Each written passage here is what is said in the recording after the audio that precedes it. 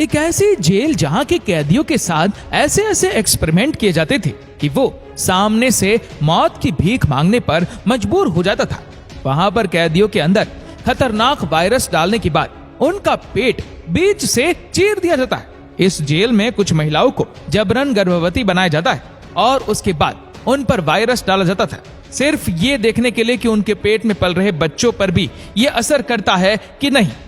दोस्तों, जापान देश ने एक ऐसी घिनौनी हरकत की है जिसके बारे में सुनने के बाद आपको इस देश के प्राचीन इतिहास के ऊपर दया नहीं बल्कि घृणा आएगी, जिसे देखकर आपको लगेगा कि अमेरिका ने जो भी किया अपने आत्मरक्षण के लिए अच्छा और सही किया। और इसी के साथ चलिए पता लगाते हैं कि आखिर जापान का वो कौन सा काला राज है जिसने पूरी इंसानियत को शर्मसार कर दिया था। 1937 से 1945 के बीच का ये वो वक्त था जब जापान से सभी देश दुश्मनी मोड़ चुके थे। इस दौरान जापान एक ऐसी स्थिति में फंस गया था जब उसके सामने पड़ोसी देश चीन या फिर उसका पुराना दुश्मन अमेरिका कब कोई बड़ी मुसीबत खड़ी कर दे और पूरे साम्राज्य को तबाह कर दे, इसका कोई भरोसा नहीं था। एक तरफ चीन से आए दिन युद्ध होना और दूसरी तरफ अमेरिका से आने वाला राजनीतिक तनाव। उन दोनों के सामने जापान इस बात को बखूबी जानता था कि उनका बारूद और उनकी सैन्य क्षमता ज्यादा दिनों तक नहीं चलेगी और मजबूरी में उन्हें बीच का ऐसा खतरनाक रास्ता निकालना पड़ा जो मानवता को शर्मसार कर देता है।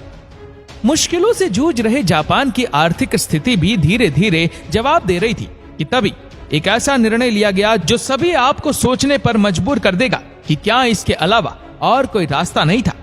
इस खुफिया मिशन के लिए मंसूरिया के पास एक जगह चुनी गई जिसको नाम दिया गया यूनिट 731। ये 6 किलोमीटर के क्षेत्र में फैला हुआ एक ऐसा इलाका था जहां पर 100 से भी ज्यादा बिल्डिंगें थी और बिल्डिंग के बीचों बीच 2 जेल बनी हुई थी। दस्तावेज बताते हैं कि यहाँ पर तकरीबन 1 लाख से भी ज्यादा कैदी जानवरों की तरह रखे जाते थे और उन पर तरह तरह के एक्सपेरिमेंट भी किए जाते थे, सिर्फ ये जानने के लिए कि उनकी मौत कैसे होगी। यहाँ पर अलग अलग तरह की बीमारियों की जांच की जाती थी और उनको आजमा कर ये देखा जाता था कि यह बीमारी किसी व्यक्ति के अंदर की संभावना में कितनी देर में असर करती है और उसे किस हद तक टॉर्चर करती है। दोस्तों, यकीन मानिए उनका यह तरीका इतना दर्दनाक था कि किसी भी व्यक्ति की रूह कांप जाए। यहाँ पर प्लेग फैलाने लेकर भयानक से भयानक केमिकल और बैक्टीरिया को रखा जाता था और वो भी केवल मानव परीक्षण के लिए। दस्तावेजों के अनुसार यहाँ पर इंसानों के अंदर किसी तरह का वायरस डाला जाता था और फिर उसे उसके हाल पर छोड़ दिया जाता था, ये देखने के लिए कि वो वायरस उसके शरीर में किस तरह से काम कर रहा है। कभी कभी तो इस वायरस को उस व्यक्ति के शरीर के अंदर इंजेक्ट कर दिया जाता था और फिर उसको बेड़ियों से बांधकर बेड पर लेटा दिया जाता था, ये जानने के लिए कि भूखा व्यक्ति अगर हर समय लेटा रहे तो फिर उसके शरीर पर यह वायरस कैसे असर करेगा।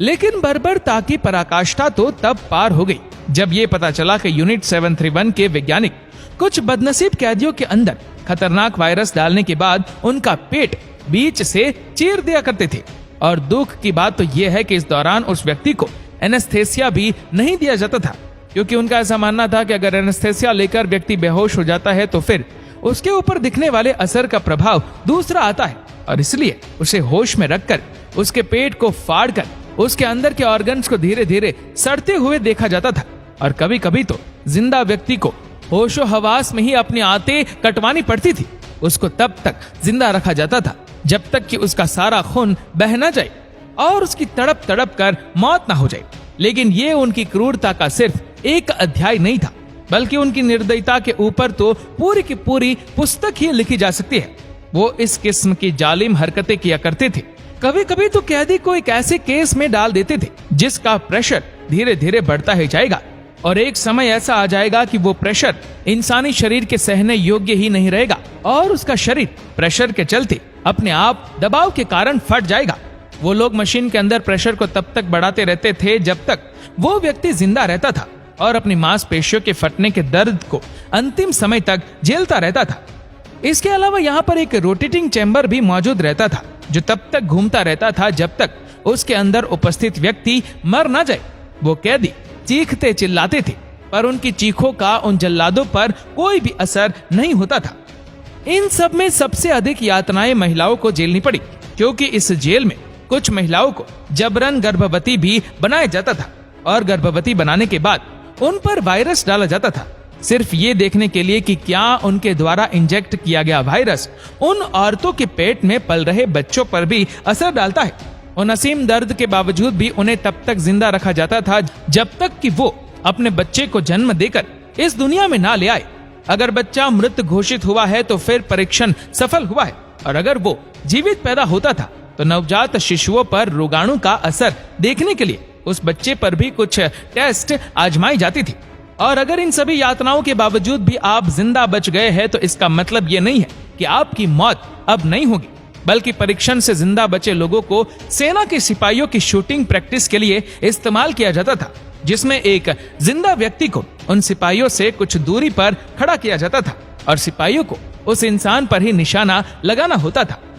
हालांकि इस तथ्य की पूर्णतः पुष्टि तो नहीं हुई है, पर हमने ऐसा भी पढ़ा है कि उन सभी कैदियों को किसी बड़ी सी चीज से बांध दिया जाता था और तब उन पर निशाना लगाया जाता था ताकि उनको लगने वाली गोली के कारण वो जमीन पर ना गिर जाए, और उन पर तब तक गोली मारी जाती थी जब तक कि वो मर ना जाए। और इन सभी खौफनाक परीक्षणों का असल प्रभाव उस दिन दिखने वाला था, क्योंकि जापानियों का ये मकसद था कि वो 22 सितंबर 1945 की रात को दो बड़े बड़े जहाजों में प्लेग को फैलाने वाली फ्रीज को कैलिफोर्निया के ऊपर छोड़ दे, जिससे उस पूरे एरिया में एक के बाद एक प्लेग फैलना शुरू हो जाए और अमेरिका की स्थिति बद से बदतर हो जाए। ये उनका तरीका था अमेरिका को पूरी तरह से कमजोर करने का। और अगर अमेरिका इस सिचुएशन पर कमजोर हो जाता है तो फिर वो जो चाहे वो कर सकते थे, और अमेरिका की इसी कमजोरी का फायदा उठाकर जापानी उनके साम्राज्य को भी तबाह कर सकते थे।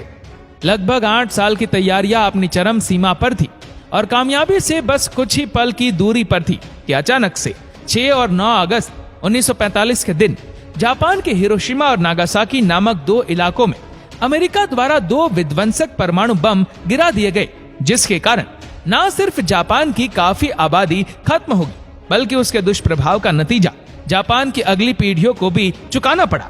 मामले की गंभीरता को समझते हुए जापानी साम्राज्य समझ गया था कि अब इस जंग का कोई फायदा नहीं है, और इसलिए 15 अगस्त 1945 के दिन जापान ने अमेरिका के सामने सरेंडर कर दिया। उसी के साथ उनकी 8 साल की मेहनत नाकाम रही।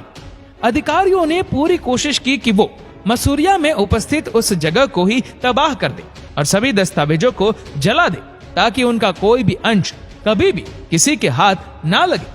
लेकिन सच्चाई आखिर कब तक छुपाई जा सकती थी, और इस बुरे हादसे के 60 सालों बाद वहीं के एक पूर्व कर्मचारी ने इस पूरे प्लेन का भांडा फोड़ दिया, और तब जाकर ये सच्चाई दुनिया के सामने आई कि जापान के इरादे किस हद तक नीचे गिर चुके थे। हालांकि अनौपचारिक दस्तावेजों के अनुसार जापान ने अलग अलग प्रांतों में काफी बड़ी मात्रा में पानी और हवा के माध्यम से बीमारियों को फैलाया भी था, जिससे कई हजार से लाखों आम नागरिकों की मौतें भी हुई। पर क्योंकि ये सभी आंकड़े अनौपचारिक हैं, इसलिए इनके बारे में कोई भी खुलकर बात नहीं करता।